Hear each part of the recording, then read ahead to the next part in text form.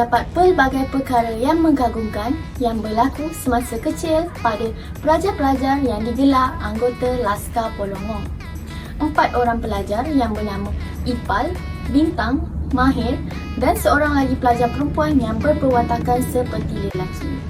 Tuntasnya, filem Laskar Polongo 2014 ini menceritakan tentang dunia pendidikan dengan menunjukkan sifat kepribadian mengenai seorang guru yang bernama Cikgu Muzdalifah yang mengajar di SMP Tunas Harapan Belitung. Antara strategi yang digunakan di dalam filem ini adalah pemusatan guru, pemusatan tugasan dan aktiviti dan pemusatan bahan. Dalam pemusatan guru ini, guru memainkan peranan utama dan banyak memberi penerangan dan murid hanya mendiamkan diri. Dalam pemusatan bahan pula, guru menyampaikan pengajaran dengan lebih mudah dan lebih berkesan yang ni dengan menggunakan projektor, komputer dan sebagainya. Sebagai contoh, sekolah swasta menggunakan pendekatan tersebut berbanding sekolah SMP Tunas Harapan Belitung di mana mereka hanya menggunakan papan putih dan kapur sahaja. Cikgu Muzdalifah merupakan seorang guru yang bijak dan sentiasa berfikiran terbuka untuk mengajar pelajar-pelajarnya walaupun tidak diberi gaji. Pada dasarnya, Cikgu Muzdalifah tidak mengambil kira kedudukan anak muridnya.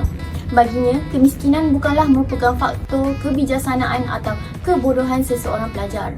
Walaupun hidup dalam keadaan yang susah, malah kemiskinan perlu diatasi dengan pendekatan, kaedah, strategi dan teknik pendidikan yang tepat dan realiti. Antara teori yang dapat dikaitkan di dalam filem ini ialah teori humanis iaitu pembelajaran pelajar adalah bergantung kepada emosi dan perasaan. Walaupun persekitaran sekolah dan proses pengajaran dan pembelajaran mereka mempunyai banyak kekurangan, akan tetapi pelajar ini mempunyai keinginan semula jadi dan tidak berputus asa untuk belajar meskipun mengalami jurang pendidikan di luar bandar dan ini menjadikan motivasi kepada pelajar untuk berjaya. Guru juga memainkan peranan penting untuk mempelbagaikan aktiviti dalam proses pengajaran dan pembelajaran supaya pelajar berasa seronok. Seterusnya ialah teori behavioris iaitu berkait rapat dengan tingkah laku pelajar dan guru berdasarkan kehidupan dan persekitaran di mana kita dapat perhatikan di dalam filem Laskar Polongo ini, murid tersebut sentiasa berdasarkan kehidupannya. Sebagai contoh, pelajar di sekolah tersebut mempunyai persekitaran dan kehidupan yang berbeza berbanding pelajar lain. Sebagai guru, beliau menggunakan satu pendekatan serta strategi pengajaran yang mudah difahami kepada pelajarnya untuk menyampaikan isi pengajaran.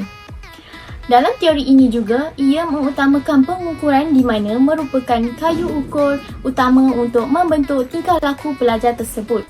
Antara kaedah pengajaran dan pembelajaran yang digunakan di dalam filem ini adalah kaedah penyelesaian masalah, di mana kaedah ini dapat saya kaitkan dengan sedutan filem di mana Cikgu Muzdalifah menggunakan sempawah untuk mengajar mata pelajaran matematik.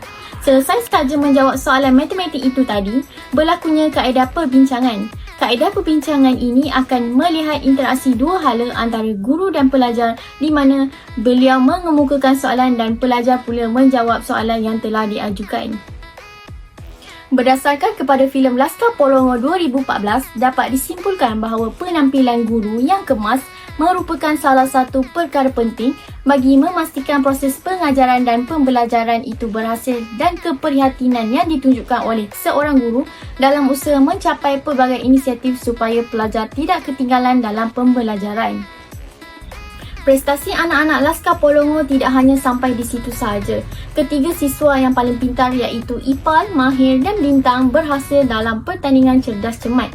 Cikgu Muzdalifah membuktikan bahawa meski hidup dalam keterbatasan, beliau mampu mendidik anak-anak miskin ini menjadi siswa yang berprestasi. Terbuktilah bahawa hidup dalam kemiskinan tetap boleh memberikan kejayaan kepada diri sendiri.